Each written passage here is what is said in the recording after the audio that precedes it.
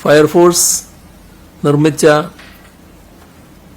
Zip line പാലത്തിലൂടെയാണ് ആദ്യഘട്ടത്തിൽ രക്ഷാപ്രവർത്തനം നടത്താൻ കഴിഞ്ഞത്. രക്ഷാപ്രവർത്തനങ്ങളിൽ ഊരാളുങ്കൽ ലേബർ കോൺട്രാക്ട് കോഓപ്പറേറ്റീവ് സൊസൈറ്റിയും അഭിനന്ദനാർഹമായ പങ്കാളിത്തം വഹിക്കുന്നുണ്ട്.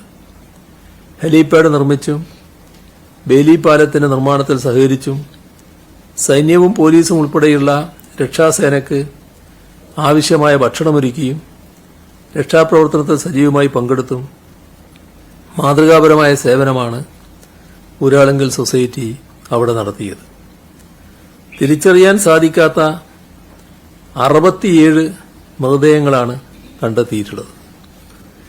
ഇവ സംസ്കരിക്കേണ്ട ഉത്തരവാദിത്വം പഞ്ചായത്തുകൾക്കാണ്. അത് നിർവഹിച്ചു തുടങ്ങിയിട്ടുണ്ട്.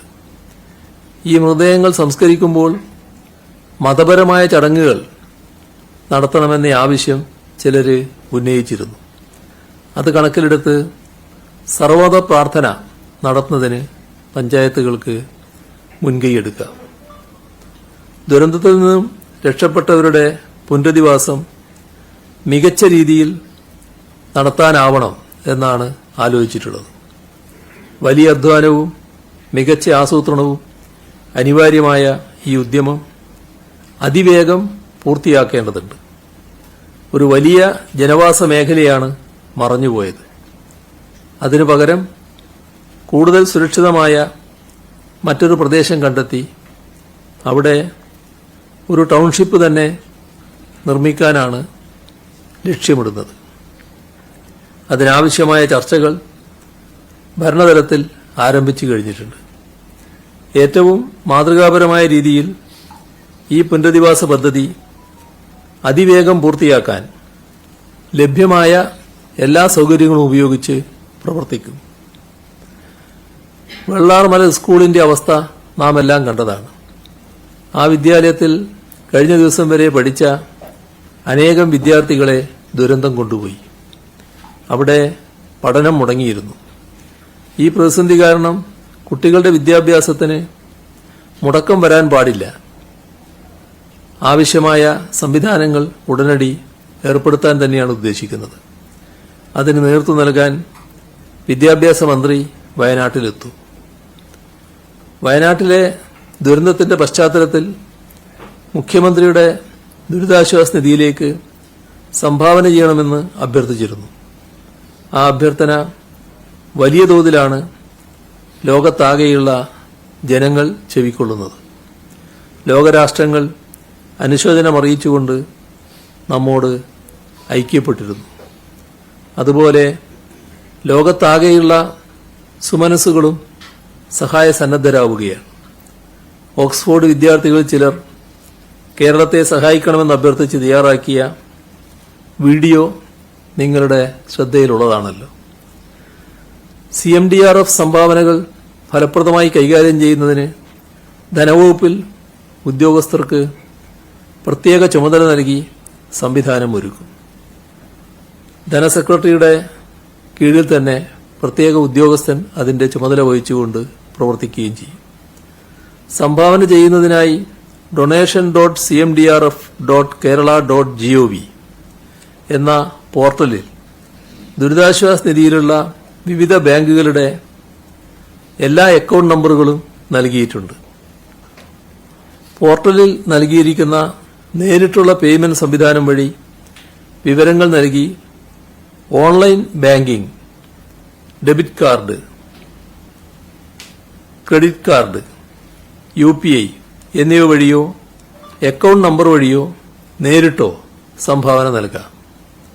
ഇതിലൂടെ നൽകുന്ന സംഭാവനയ്ക്ക് ഉടൻ തന്നെ റെസീറ്റ് ഡൗൺലോഡ് ചെയ്യാൻ സാധിക്കും.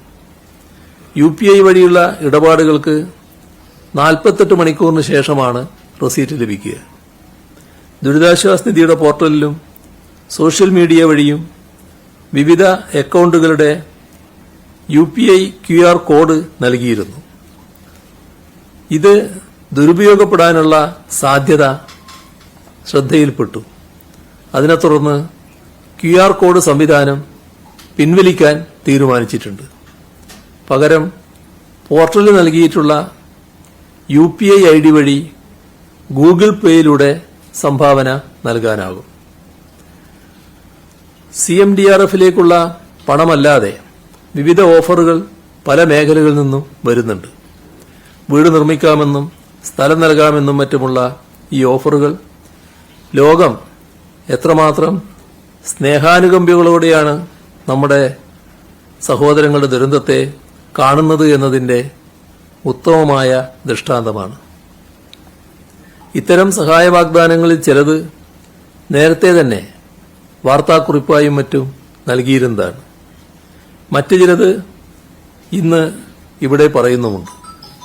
ഇത് കോർഡിനേറ്റ് ചെയ്യാൻ മുൻ വയനാട് കലക്ടർ കൂടിയായ joint land revenue commissioner Geetha IASന് കീഴിൽ ഹെൽപ്പ് ഫോർ വയനാട് സെൽ രൂപീകരിക്കും.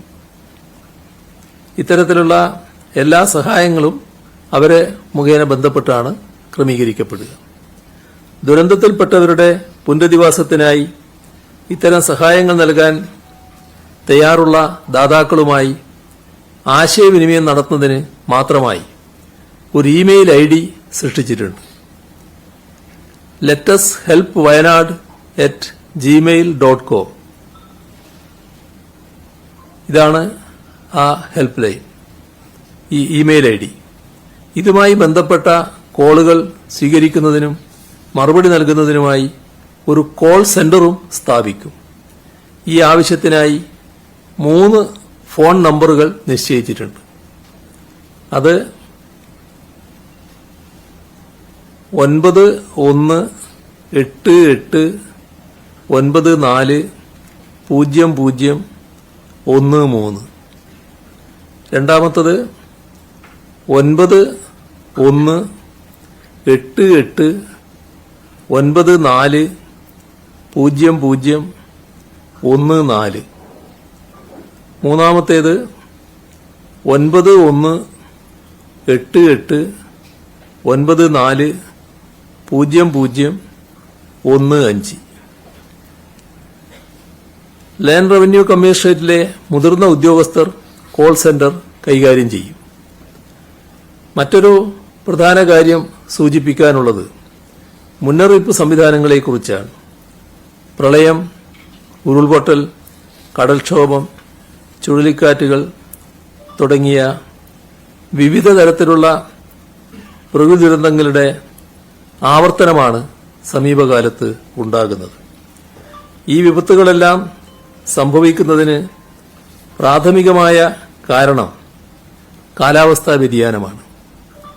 ദുരന്തങ്ങളിൽ ഭൂരിഭാഗവും അതിതീവ്ര മഴയുമായി ബന്ധപ്പെട്ടതുമാണ്. അതിതീവ്ര മഴ പലപ്പോഴും മുൻകൂട്ടി പ്രവചിക്കപ്പെടുന്നില്ല. പൊതുവായ ആഗോള ഡാറ്റാബേസും മാനദണ്ഡങ്ങളും ഉപയോഗിച്ച് ശരാശരി മഴയാണ് പ്രവചിക്കുന്നത്. എന്നാൽ പൊടുന്നനെ അതിതീവ്രമായ മഴ പെയ്യുന്നു. കേന്ദ്ര കാലാവസ്ഥാ വകുപ്പ്, കേന്ദ്ര ജല commission, geological survey of India എന്നിങ്ങനെയുള്ള കേന്ദ്ര സ്ഥാപനങ്ങളാണ് മുന്നറിയിപ്പുകൾ നൽകുന്നത്. ഈ മുന്നറിയിപ്പ് രീതിയിൽ കാലഘട്ടത്തിനനുസൃതമായ മാറ്റങ്ങൾ വരുത്തുവാൻ എല്ലാവരും തയ്യാറാകേണ്ടതുണ്ട്. കാലാവസ്ഥാ വ്യതിയാനം മൂലമുണ്ടാകുന്ന ദുരന്താഘാതങ്ങൾ ലഘൂകരിക്കാനും കൈകാര്യം ചെയ്യാനും സംസ്ഥാന സർക്കാർ പ്രതിജ്ഞാബദ്ധമാണ്. കോട്ടയത്ത് കാലാവസ്ഥാ വ്യതിയാന പഠന കേന്ദ്രം, institute four climate change studies, ഈ സ്ഥാപനം ആരംഭിച്ചത് ഈ മേഖലകളിൽ ഗവേഷണം നടത്തി സർക്കാരിന് നയപരമായ ഉപദേശങ്ങൾ നൽകുക എന്ന ലക്ഷ്യത്തോടെയാണ്. വയനാട്ടിലെ ദുരന്തത്തിന്റെ പശ്ചാത്തലത്തിൽ ദുരന്തത്തിന്റെ മൂലകാരണത്തെക്കുറിച്ച് വിശദമായ അന്വേഷണവും അത്തരം പ്രകൃതി ദുരന്തങ്ങളുടെ ആഘാതം ലഘൂകരിക്കുന്നതിനുള്ള നയപരമായ ഉപദേശങ്ങളും സമഗ്രമായി തന്നെ വേണ്ടതുണ്ട്. തീവ്രമഴയുടെ പ്രവചനം മെച്ചപ്പെടുത്തുന്നതിനായി കേരളത്തിന് അനുസൃതമായോ മോഡൽ പാരാമീറ്റേഴ്സ് വികസിപ്പിക്കുന്നതിന് പഠനങ്ങൾ നടത്താൻ കാലാവസ്ഥാ വ്യതിയാന പഠന കേന്ദ്രത്തോട് ആവശ്യപ്പെടും. അപ്പോൾ നമ്മുടെ നാടിന്റെ ഇന്നത്തെ സാഹചര്യത്തിൽ ഈ നാടിന് ഉപകരിക്കപ്പെടുന്ന തരത്തിലുള്ള മോഡൽ പാരാമീറ്റേഴ്സ് ഇവര് വികസിപ്പിക്കുക എന്നുള്ളതാണ് പ്രധാനമായിട്ടും വേണ്ടത്.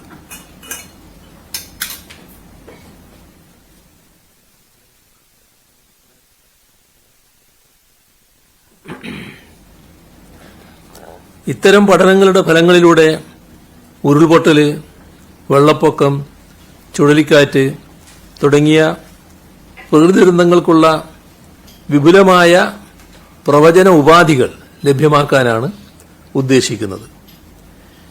കേരളത്തിന് പ്രത്യേകമായി ഇത്തരം പഠനങ്ങൾ നടത്തുന്നതിന് ആവശ്യമായ മാനവശേഷിയും സൗകര്യങ്ങളും ഈ കേന്ദ്രത്തിന് ലഭ്യമാക്കും. ഇങ്ങനെ ദുരന്തങ്ങൾ മുൻകൂട്ടി അറിയാൻ സംസ്ഥാനത്തെ പ്രാപ്തമാക്കുന്നതോടൊപ്പം ദുരന്താഘാതങ്ങൾ ലഘൂകരിക്കുന്നതിനായി മുൻകരുതലുകൾ തയ്യാറാക്കാനും കഴിയും.